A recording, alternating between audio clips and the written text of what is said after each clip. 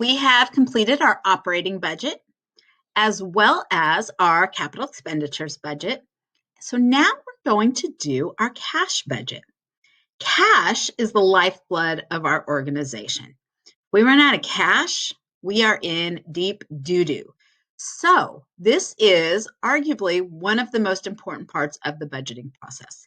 This is going to let us know, are we going to have enough cash? Do we need to borrow cash? Are we going to have excess cash?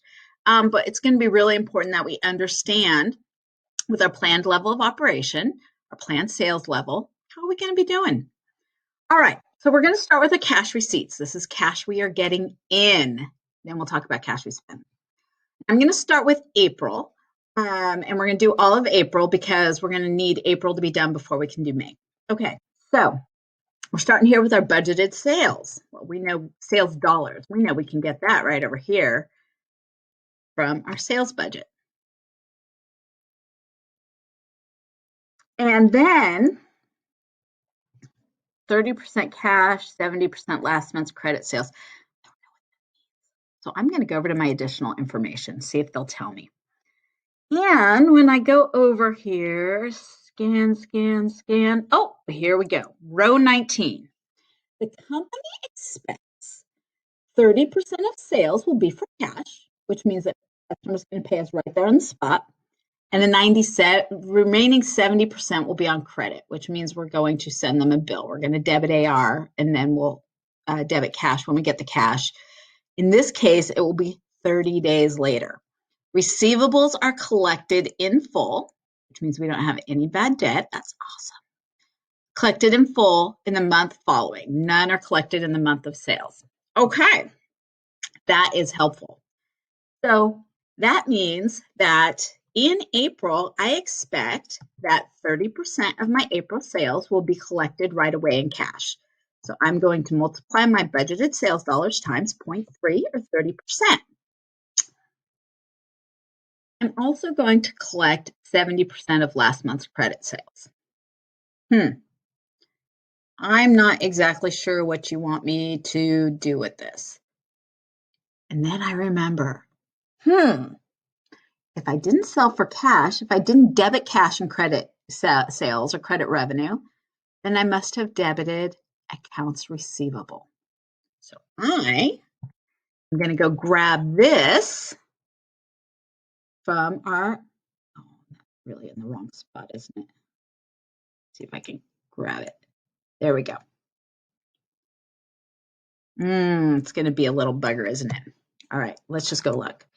So our accounts receivable is $175,000. That means in March, I must have sent out AR of $175,000, all of which will be collected this month because that's what my instructions say.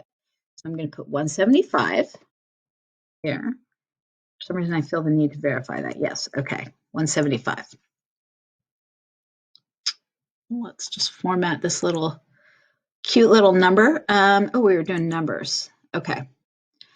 So that means my total expected cash receipts for April are going to be $253,750. The $78,750 we're going to collect in cash related to this month's sales, and the $175,000 that was sitting in the AR related to last month's sales. All right. So our beginning cash, again, where am I going to find my beginning cash? Probably on my balance sheet, right? Because last period's ending cash is this period's beginning cash. All right, so let me just go to my balance sheet, and there we go. So our cash balance at the end of March was $50,000. So my beginning cash is $50,000 plus my cash receipts of $253,750, which is what I'm expecting. That's going to be my total cash coming that I start off with. Now I'm going to start spending money. All right, payments for direct materials. I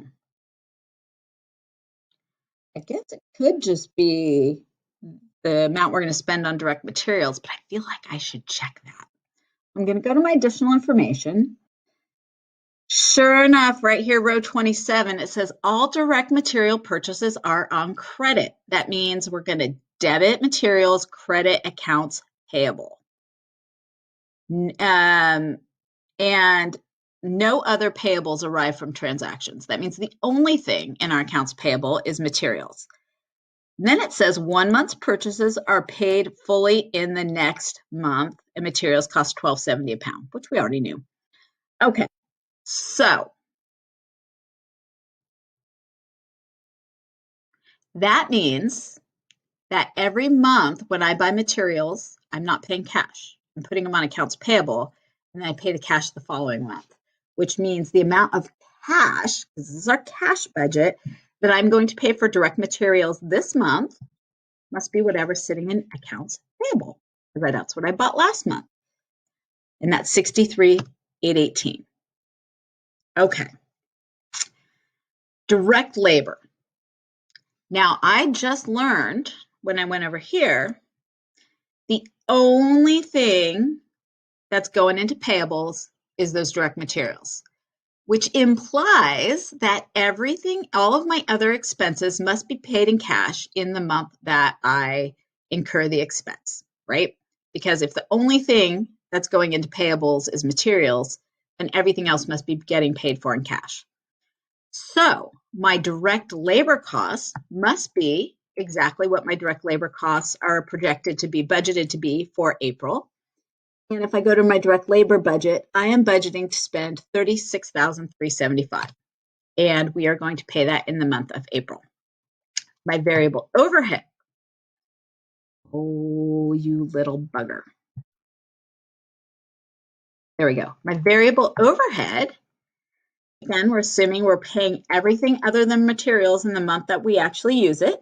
So my variable overhead is going to be $8,730.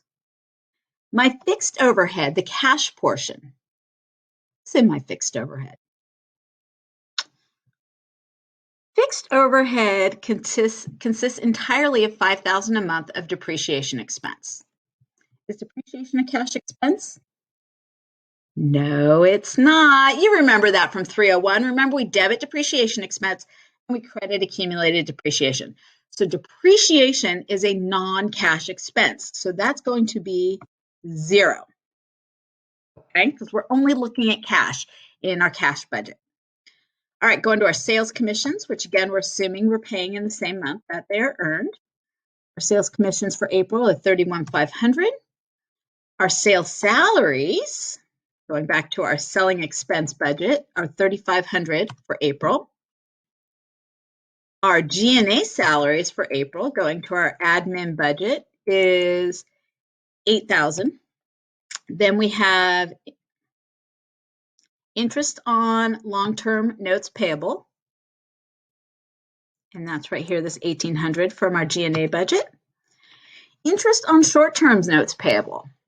Well, what is this? I better go to my other information. And I'm looking right here. 24 and 25. If necessary, the company borrows enough cash using a short-term note to reach the minimum. Oh, I need 23. Otherwise, that doesn't make any sense, does it? The minimum ending cash balance for all months is $50,000. That means that we are going to end every month with $50,000 sitting in the bank at least. And then what it's saying is if necessary, we'll borrow it. Okay. So if we don't have $50,000 at the end of the month, then we'll do a short-term note and we'll borrow it just so we have a little cash, right? You always want to have a little cash in your pocket. And in this case, our little bit of cash is $50,000. And then the short-term notes require an interest payment of 1% each month. Dang, that's a lot, before any repayment. Okay.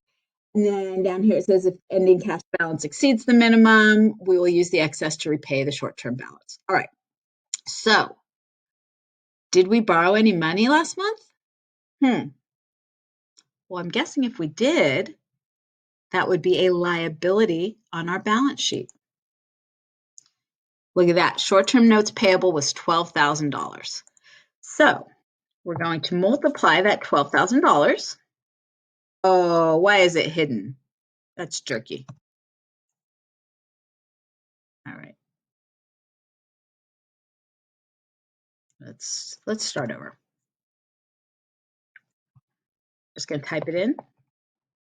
12,000 times our interest rate of 1% or 0.01.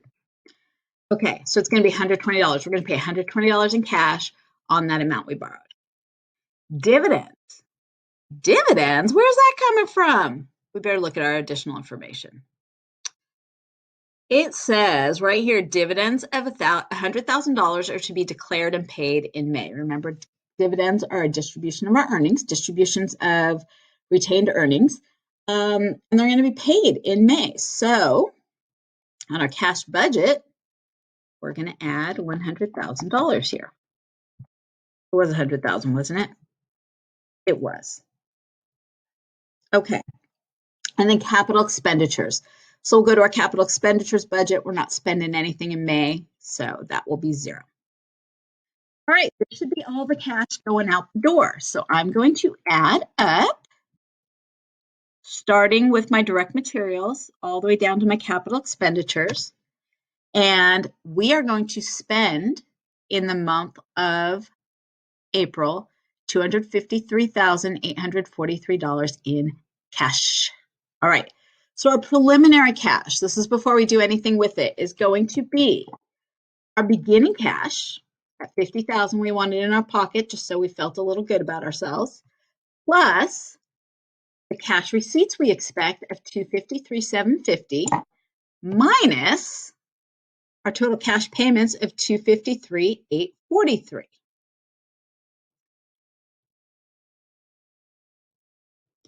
All right, guys, I got to back myself up. These dividends were supposed to be paid in May. Okay, those of you who've been screaming at me for the last little while saying, what are you talking about? Those dividends don't say April, they say May. You are right.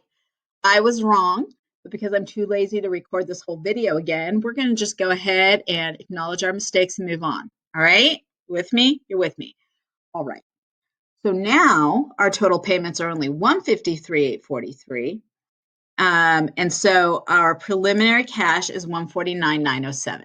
All right, what are we going to do with that cash? So let's go back to our additional information. And remember right here, it says that if the ending cash balance exceeds the minimum being the $50,000 we want in our pocket, the excess will be applied to repaying the short-term notes payable balance. All right, that's exactly what we're going to do. We are flushed with cash now. We've got $149,907 in our pocket, probably in our bank account. Most owners don't walk around with cash in their pocket, but you know, you do you. All right, so we borrowed short-term note payables $12,000. So we're going to go ahead and repay that. Now we don't owe anything. So after we repay that, our ending cash for the month of April is going to be $137,907. Okay, that's what we're going to end up with. We don't need to borrow any cash because we're well over our $50,000 minimum balance. Okay, that is our cash budget. So here's what I want you to do. If you're like, I totally got that, I'm down, I want you to do May and June on your own. If you're like, crazy lady, no way, I need you to go through that again, I'm going to. So I'm going to do a video for May and then a separate video for June. That way, at any time you want to jump out, go do it on your own, you can. And then if you then you come back to the videos and check your work. You can just fast forward to the end, look at my screen, check your work. You want to stick with me through all 3? Awesome, because you're going to have more chance to practice this during your homework. All right, let me sign off for now. The next video will be the May cash budget. See you then.